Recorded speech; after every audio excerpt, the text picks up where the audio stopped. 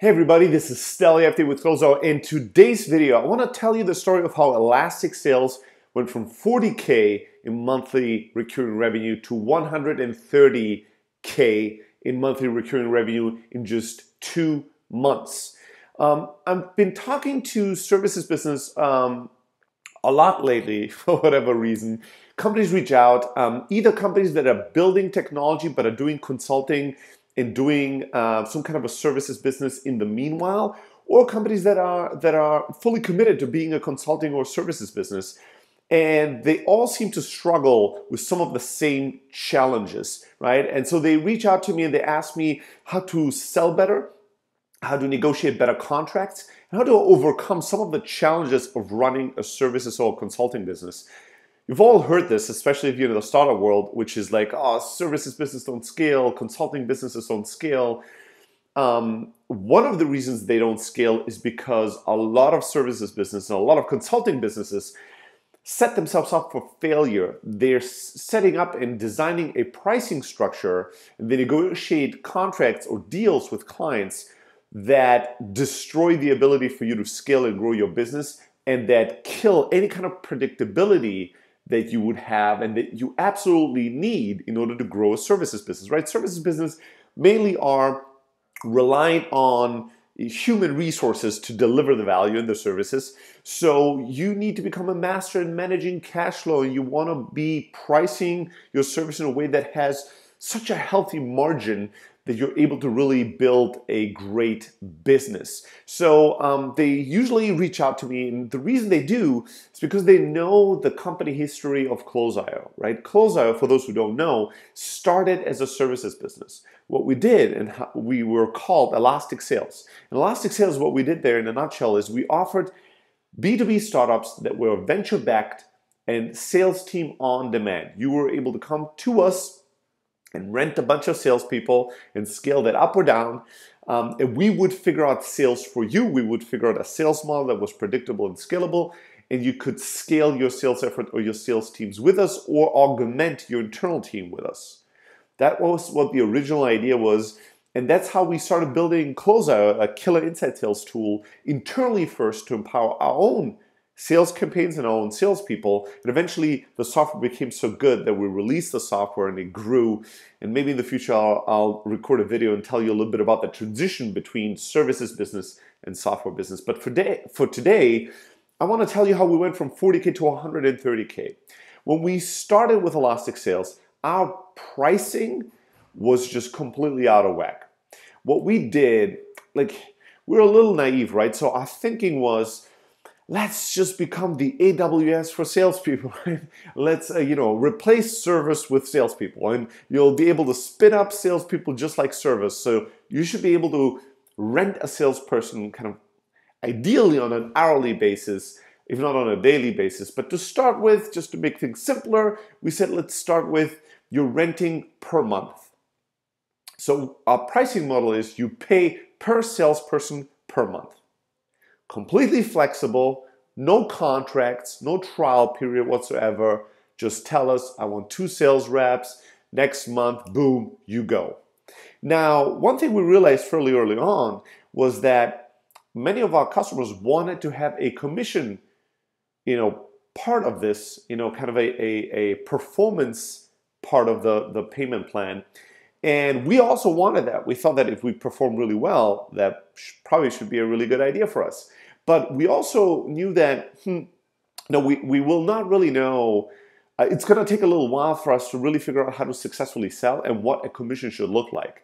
So the pitch was always, you're going to be able to work with us, pay as you go, hire a sales rep or 2, and then the first 1 or 2 months, we'll just go on a fixed per rep basis. And after that, we'll come up with some kind of a commission basis or performance basis on top, or instead of the fixed price.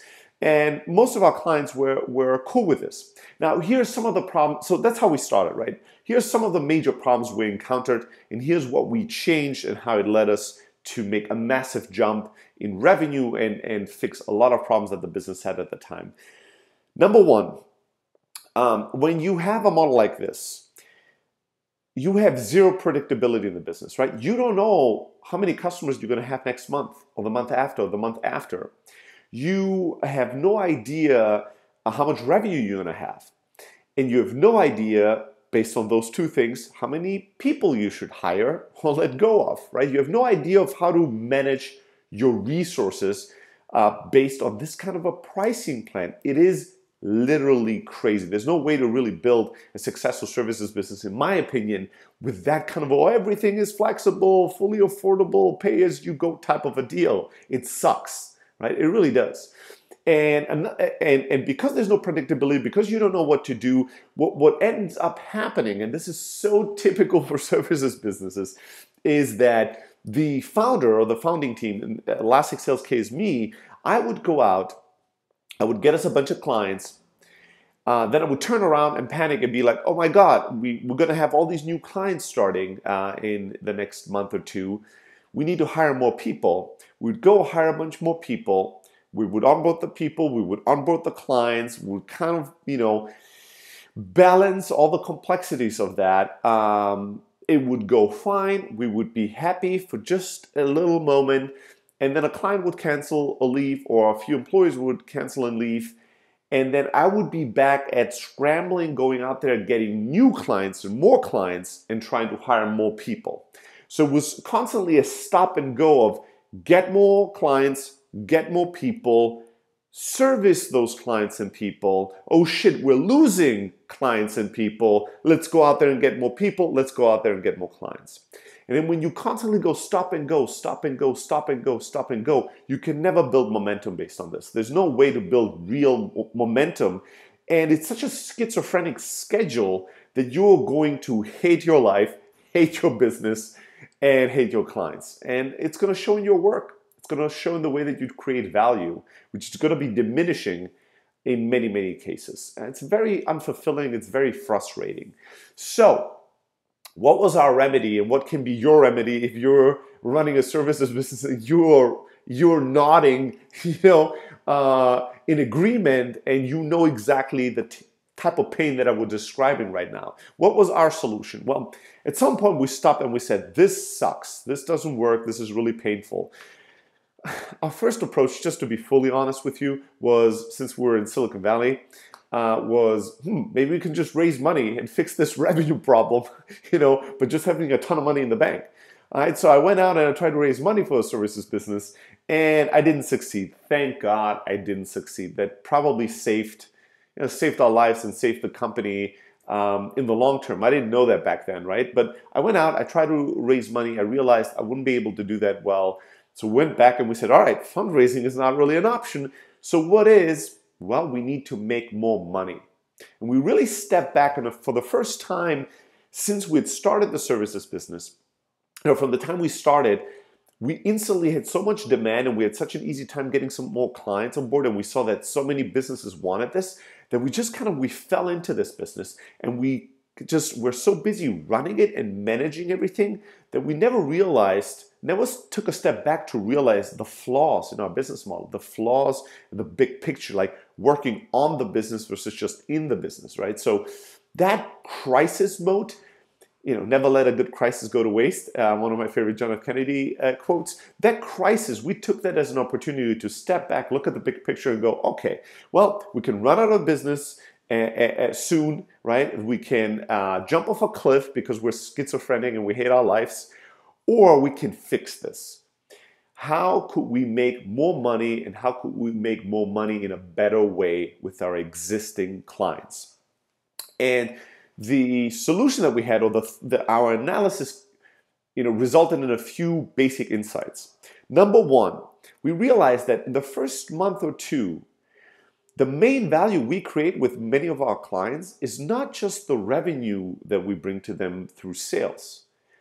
A lot of times we have to run a ton of experiments, all kinds of cold email templates, all kinds of lead generation experiments, all kinds of, how to demo the product, how to sell in person, on the phone, different scripts. We have to generate a ton of material and run a ton of experiments to uncover and discover a sales model that truly works for them, right? Most of our clients, they didn't come with a sales model that was perfect. They came to us, they had a product, they had a little bit of revenue and customers, and they wanted to figure out a way to grow and scale that. But usually the way they acquired customers was not really scalable. So we had to discover that model. So we were running all these experiments, we were generating all these insights, all these learnings, and we weren't selling that at all, right? All that was kind of like a byproduct that the client didn't really think about or ask for. We didn't really pitch or sell the value proposition of that. So we would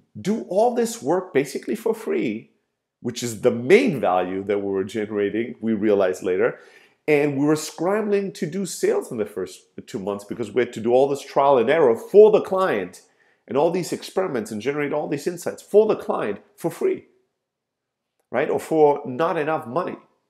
And it would be unsatisfying for them when we were telling them, hey, we ran all these experiments and none of these things worked in the first 4 weeks. So now we're running these new sets of experiments. So what we realized was we need a pilot period and we need to sell. The value proposition of working with us can't just be the revenue we're generating or the sales reps you're able to work with, but the insights we generate, the learnings we generate for your business. So what we decided to do is to say, you know what, we should sell a pilot. And the main value proposition of the pilot is going to be a report that we generate for you at the end of the pilot with all the experiments, all the data, all the learnings, all the insights, and with core recommendations on what to do next. How to, change your product, change your market, change your sales model, how to build your sales model, what market to go after, how to scale, successfully and profitably a sales force. And then, when we gave you that report, you could either implement that yourself, you could strategize around it and decide to take our recommendations or not, or you could tell us, we love this, we want to go with your recommendation and we want you to execute it. So we would hire all these salespeople and scale the sales organization for you based on the model that we put together. But the thing you really bought in the pilot was the report, where the insights, the learnings, the hunt for a repeatable and predictable and scalable sales model. And within that, we stopped telling our clients how many salespeople they would have during the pilot phase. We're like, it's irrelevant. We have different teams. We reorganized the company and we're like, well, we have a lead generation team, we have an outreach team, we have an email team, we have a cold calling team. You're going to have an account manager. That account manager is going to utilize different teams and different people. Maybe they're going to work with 15 people within our team, maybe just with 2. It might change week over week. That all is irrelevant. Your account manager is going to run all these experiments that he's going to talk to you about, all these things that we recommend we try out. He's going to generate these learnings and he's going to work with you directly one-on-one. Now, how many sales resources we're going to utilize during that time, that really doesn't matter. After that, in the report, we're going to tell you how many salespeople you should hire, how much cost you're going to have per salesperson, how much revenue you should expect per salesperson, what the time is going to be for you to get your ROI back and all those numbers. But during the pilot, since the report is really what we're selling you, it's meaningless how many sales reps are going to work on your campaign.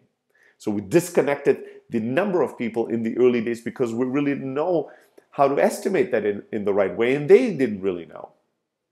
So we did a pilot. We focused on pitching the report, the insights, as a valuable item that the client should purchase. And the next thing we realized was that we needed to start designing a calendar where when you talk to clients in a services business, often the base assumption they have is that they can just get started with you at any time.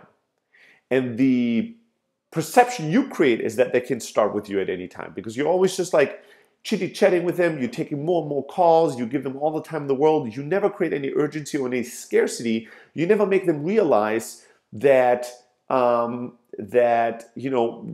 you're in high demand, and if they decide to want to work with you, they can't just start working with you next week. I actually forgot to put that on this list. Create scarcity, right, is another thing that you need to do in terms of how you charge. So what we did, both in order to elevate our profile and our branding, but more importantly, to make the business more predictable and to allow us to manage cash flow and human resources a lot better. is we rejected the idea of just starting with a client next week whenever they were ready. And we said that, the earliest start date would always be 3 months from now, right? And we would tell clients, listen, with a limited amount of new clients we're taking on board every single month. And that was true. And so the next 2 months are fully booked out. The earliest we could start is 3 months from now, and we only have 2 spots left. And the way that we allocate those spots is that once we talk to a client and we realize that there's a mutual good, strong fit, it's first come, first serve, whoever puts down a fully refundable deposit. So we would charge, and I didn't talk about this, we would charge $25,000 to $50,000 flat for the pilot, going away from, I think we were charging, I don't even remember, 5, 6, 7K per rep. We moved away from that to like 50K for the pilot. And then we would ask for a $5,000 to $10,000 deposit to secure your spot to start working with us 3 months from now, right? And once we did these changes, we changed how we charge for the pilot, how we pitched the pilot and pitched the value proposition, how we pitched the onboarding and how to start the relationship with us, how to, secure your spot in terms of when you were able to start working with us. Everything changed, right? We went literally from 40K to 130K, and I think 3 months later we were at 180K in MRR. Mind blown. Same amount of people,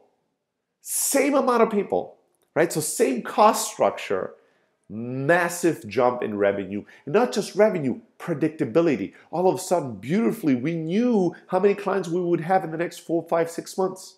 Right? And then the next thing to implement is, once you have that, is long-term contracts, right? Once you've done a pilot, once you know that you work well together, once you know how do you really offer value and deliver value, you don't want to be month to month. You want to be, at the very least, please do 3-month contracts, but even better, 6 months. Ideally, just do a year contract, right? Tell them that in order to, your service, the quality of your service is going to increase over time as you have more understanding, as you have more context, as you've experimented and pivoted and adjusted. The first month, how in the world, think about it this way. If you hired somebody, a new employee as a company, would you expect that your employee to do their best work in month 1 or in month 12? There's an onboarding, a ramp-up period, right? You realize that it's going to take probably 6 to 9 months before they really are doing their best work with your company. It's the same thing in the services business. You can do good work in the beginning, but you're going to do amazing work down the line. It needs to be a long-term partnership. You need to say things to your clients like, we're not interested in just customers or ordinary clients. We're interested in partners and partnerships. We want to be your partner. A lot of times, companies work with these service providers, these consultancy shops, these outsourcing shops, and they don't work well. They don't succeed. They don't get great value. Why? Because it's a short-term relationship focused on shortcuts and the minimum amount of cost both from the service provider, like how can they save cost, and both from the client, how can we pay as little as possible. That's a relationship that is destined for failure. What we're looking for is a long-term partnership where we both win. We're interested in winners and we're interested in winning. We want to be your partner. We want to enable you to grow, to scale, to truly succeed. Right? To do that, we need to be invested in your long-term success. Just like you need to be a little invested in our long-term success. Right? You need to have that attitude. So you need long-term contracts. It's insane that you would want to do short-term contracts. Now, if you want to give people the freedom to leave if they're unhappy, that's a totally different thing, right? That's a different topic. I would offer people, if you're unhappy, you can cancel, right? You can get your money back, your last month's money back worth or whatever. You can come up with some kind of like a money back guarantee or satisfaction guarantee, or tell them if they're really, really unhappy, they can come to you and make a claim why if the work you're doing is not good, and if they can tell you we're not happy with your work, they can cancel at any time. You'll realize that a lot of clients will have a very hard time to come and tell you your work is really poor if it isn't, right? But telling them they can cancel at any time, it means in their mind they're never really committed. And you are never really able to plan long term. So please charge more money, charge for all the value that you create, right? Don't just charge per developer or per feature. Like, think about the lessons, the other ways that you create value. A lot of times it's actual insights and learnings and experiments and data that you might generate as a service provider that you can sell and that is incredibly valuable to your clients. Do pilots, do deposits, have them, commit to working with you in advance so you can plan, you can hire.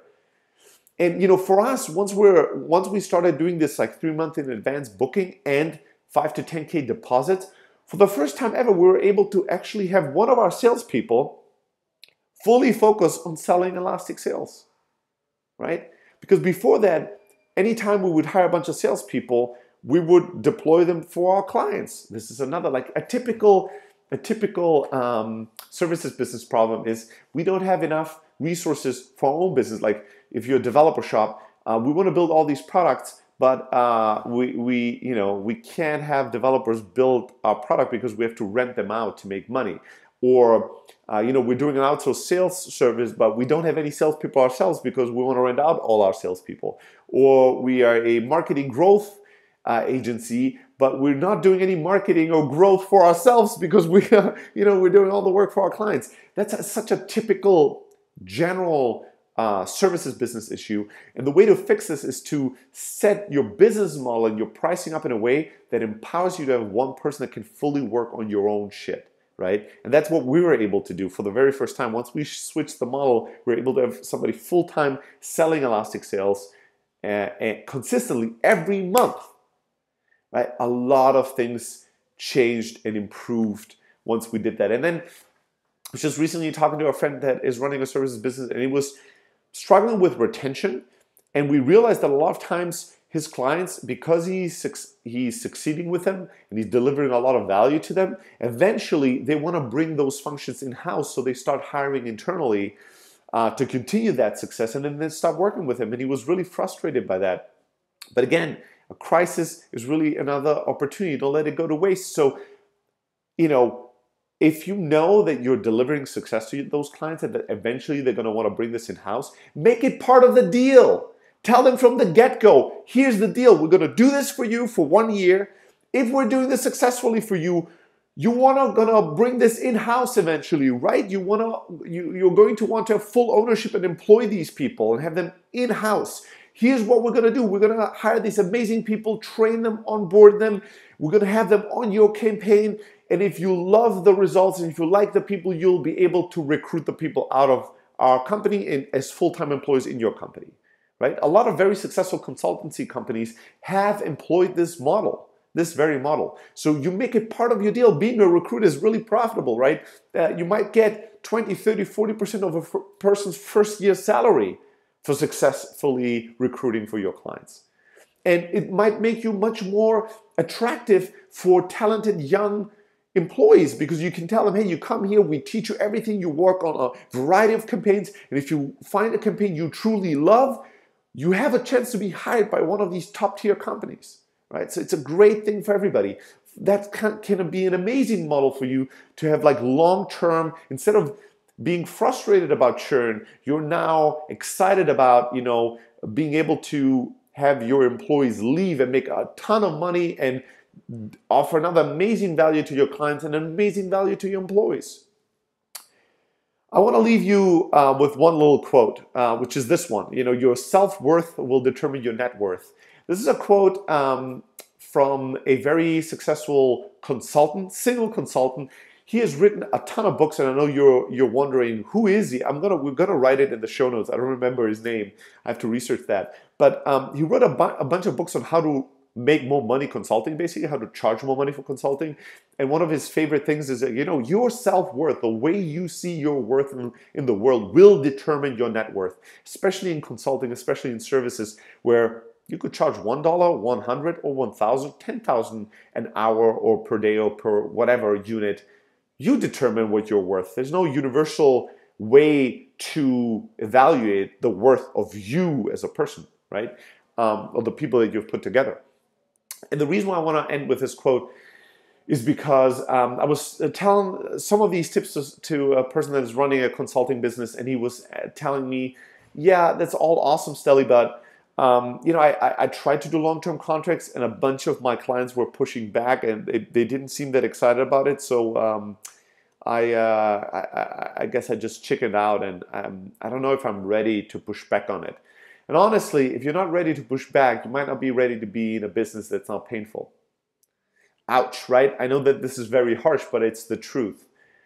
Your deal when you're in sales is not to never get any pushback. Your goal is never to never hear somebody say, oh, well, this is a little expensive. Like, you don't price, and I've talked about this before, we can link to this blog post on how to get the ideal pricing. Ideal pricing is not when nobody says, when everybody says, oh, this is so cheap, it's ridiculous. You're leaving a shit ton of customer surplus on the table. The ideal pricing is when 20% say this is ridiculously expensive, we're not going to buy. 20% say this is so cheap, this is crazy. And 60% of people you talk to are 50-50 on it. Some of them will buy, although they think the price is a little high, and some of them won't buy because they think the price is a little high. That's when you are on the ideal level in terms of pricing, in my opinion. So people will push back. People will push back on the pilot. People will push back on the deposit. People will push back on your pricing. People will push back on being on a waiting list. People will push back on long-term contracts. People will push back on everything. That's part of being in business. Your job is to manage these objections. Your job is to convert 20, 30, 40% out of everybody you talk to still buy, not 100%. So you need to be really confident, and you need to believe in the value you create and your team creates, your business creates for your clients before they can believe it. You need to be sold yourself before you can sell anybody else. All right, I hope that these tips were useful and will help lots of people out there that run services and consulting businesses to be happier, more fulfilled people, to run more profitable, more successful, more kick-ass businesses and deliver a lot more value to their clients.